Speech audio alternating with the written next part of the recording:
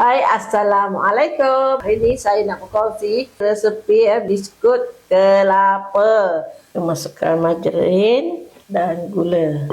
Kita kacau sehingga gula kita sebati dengan pelantah. Kita masukkan sedikit garam, sebiji kuning telur. Jadi kita masukkan sedikit esen vanila. Kita tepikan dulu. Tepung gandum, masukkan baking powder. Okey, dah siap. Ini kita masukkan kelapa kita. Sini saya kisar sikit. Berselang-seli dengan tepung. Okey, ini kita uli dengan tangan. Nampak ni adunan kita dah menjadi dough macam ni.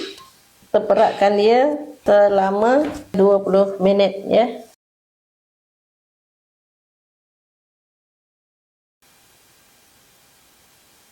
Kita sapukan kuning telur di bahagian atas ni ya.